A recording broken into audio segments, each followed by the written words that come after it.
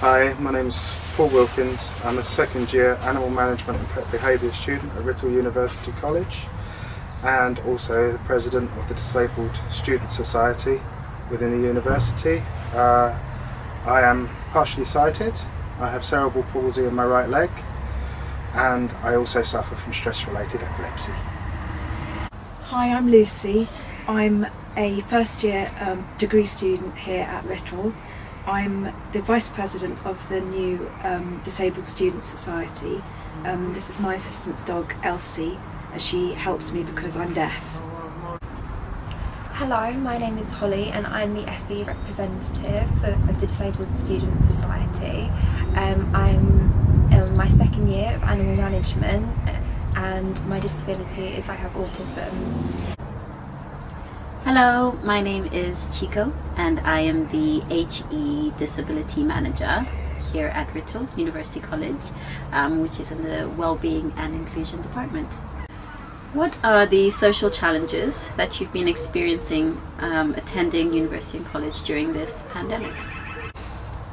The main social challenges during the pandemic, I would say that have affected my studies would be the lack of interaction with your classmates, and from a disability point of view, where I'm sitting behind a screen all the time, it hurts my eyes, it affects my ability to take things in, and less movement will affect in the leg seizing with the cerebral palsy, so it has had a detrimental effect.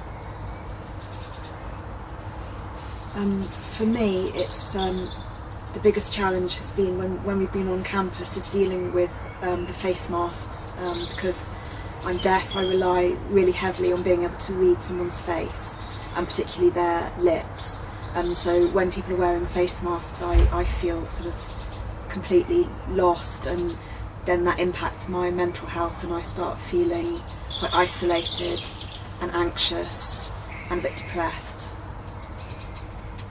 For me, actually, it's been a bit of a different story. Because of my autism, I find social interaction really difficult, and the online learning was actually quite a welcoming thing. I liked that I didn't have to come in face to face, so it probably hasn't impacted me as much as other people. Okay, so considering those challenges or those experiences of being a student during a pandemic, what was your motivation to actually creating a society for disabled students and a digital space for disabled students? What was the motivation behind that? We wanted to create a safe space where students could come and share their experiences of having a disability and sort of try to make friends, even though that can be quite hard in a virtual space. So that was our main aim. But one thing I think when we spoke about it was one thing we wanted is to sort of prove a point that disabled people, despite a disability, you can still attend university or college in Holly's case, and she's moving on to higher education. Yeah. So I think that was the main point. We could prove, yes, you have a disability, but it doesn't stop you. And I think during this pandemic, people with disabilities have been particularly badly impacted. Mm-hmm. So we wanted to try and break through some of that isolation. And yeah, I think they've had less access to medical treatment, support, counsellors, and as a result they begin to sort of go back in the shell, and that's what we first spoke about, wasn't it, Liz? We wanted to bring them out and make them feel safe and supported. I mean, I joined the society, I got an email through, and I wanted a place where I can meet people who are just like me, and I've made friends, and these two, they're just great and we have so much fun. So can you describe the positive and challenging experiences so far in managing, organising and attending a disabled student society online and during a pandemic? I think another challenge has been that a lot of people have a kind of online fatigue, and sometimes we've had meetings that haven't been particularly well attended online, and we think that's because there's so much happening online, and the pandemic has really changed the way people handle their free time and their space. I suppose a positive thing about joining the society, one of the main things has to be friendship and meeting people who don't exactly know what you're going through, but they have more of an idea, and you can speak, and when you're conversing, you just you get it, don't you? And do you think that the friendships that you've created, which are incredible, and the fact that you're meeting today for the very first time, isn't it, physically? Do you think that these friendships that you have created, you would have been able to create them so easily the same way if you had started meeting in person? Or was there sort of an advantage to this kind of digital formation of friendships? I think you would have been able to make the friendships in person, and I do think I'm sort of 50-50. Sometimes it would have been easier, and sometimes it wouldn't, if you know what I mean. I think, from my point of view, I think it would have been harder in person, because I don't think I would have personally gone up to you guys if you were there, whereas online, that was where we obviously all met, and I was more happy to kind of meet you guys in that setting. Not to say that I wouldn't have come up to you, but I would have had to really push myself and put myself out there to meet you. So I think definitely the only thing we could have done differently, which Holly already mentioned, was thinking about the name of the society. We've had feedback from students that they don't like the term disabled, and they don't want to be associated with it. And so I guess from the outset we could have thought more deeply about what name we were going to call the society. But we also we also want a society that kind of does what it says on the tin. And as a new society, we couldn't we had to sort of start with a name that set out what we were trying to do as a society. So I think a name change maybe going forwards is a good idea. Yeah. And that's one thing I think that's really important, is getting feedback, not just us making the decisions, but talking to other people in society and making them feel like they're a part of it, because it's their society as well as ours. So, and it was from that feedback from people that we kind of thought about the name change. You've been getting from your peers in FE and your peers in HE. I'm just wondering if there's a difference in what people are saying about joining a society. FE have been in before us, so they've still got their classmates around them, where we haven't. We're just left, go on teams. I think maybe also with FE, this isn't the case for everywhere, but most FE students are younger than HE students. It's an alternative to A-levels. And I think maybe when you're joining, you're normally here for about 2 years doing FE, and in that short frame of time you've got to make friends. And I think when you're, if you tell people, a lot of people will maybe hide the fact that they have a disability, because they maybe see that as being, I don't know if it's younger people care a lot more about what other people think. I know I did a lot more when I was younger, so I think maybe they don't want to be labelled as disabled, and that's obviously something. You think they just want to be seen as themselves, not a disabled person? Yeah, and also how their friends see them is completely different. I think that's really true. I mean, personally, I've become a lot more open about my disability and my challenges as I've got older, and more confident in telling people. And when I was younger, I was much more reserved about making it clear to people that I was struggling. Well, going to your point, as an adult now, I don't really care what people think. You take Paul as Paul, or you don't take me at all, I'm a full package. But when I was going through secondary school, and all the kids were able to play football, where I try and play football and fall flat on my face, I didn't understand. So I do think you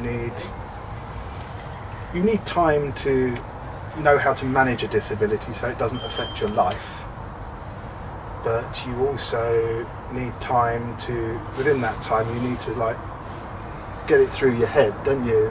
Yeah. This is what I am. This doesn't make me different. This just makes me an individual. Yeah. And I can't let it rule my life. Definitely. That's what I had trouble doing from teenage years, but now, as I said, I don't care.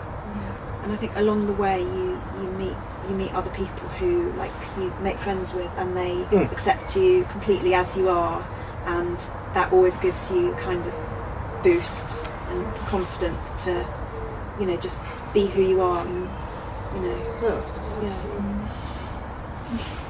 Yeah. Someone's made a friend.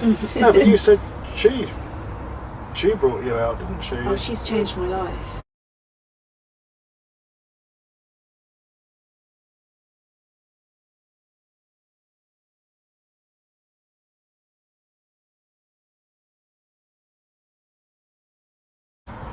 You also need the support from the university.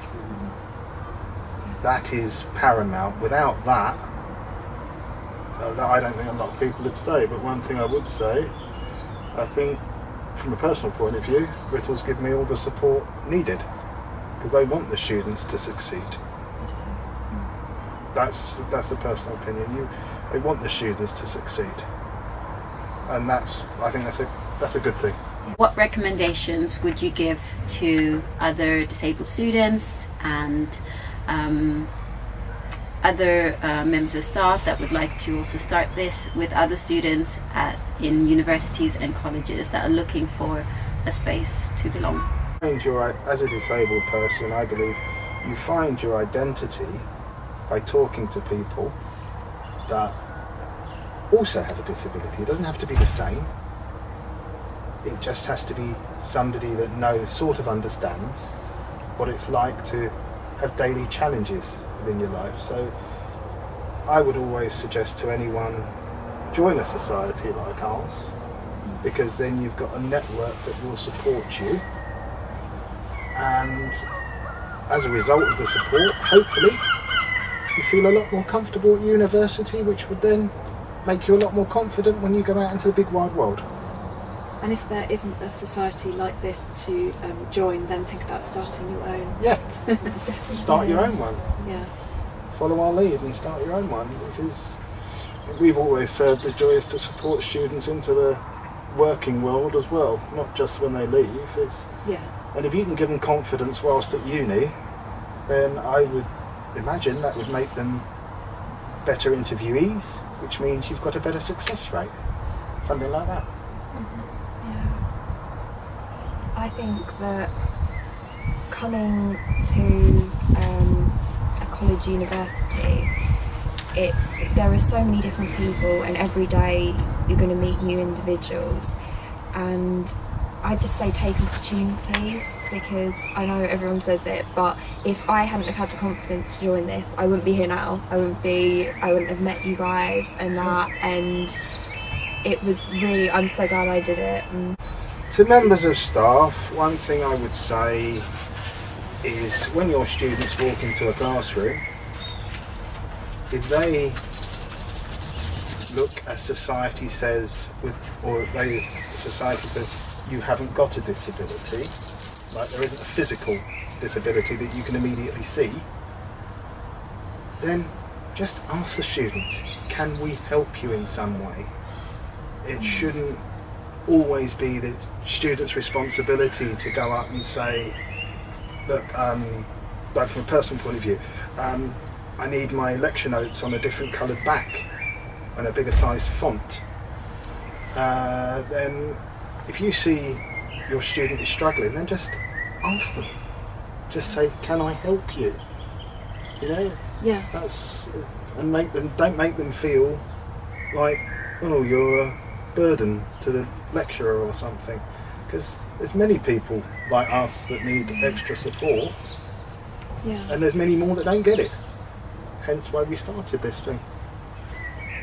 I think I'd ask staff not to kind of make assumptions, because, for example, two people could have the same disability but experience it in slightly different ways, and so you can't really take a one size approach or one size approach. One size fits all. That's the one. That's it.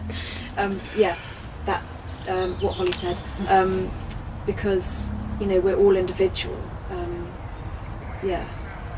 And we are individual. Yeah, I think also what works for one person won't work for another person, and like there's a saying that I actually heard recently: if you've met one person with autism, you've met one person with autism. Everyone is different, and that doesn't just go for autism, it goes for every single disability. We're all different, unique, and just because we have a label doesn't mean that defines us or tells you all you need to know about us, because it definitely doesn't. No, we are all individuals, aren't we? We are. And we always will be. Thank you so much for being here. Thank you so much for sharing your experiences, your thoughts. It's just been a great conversation.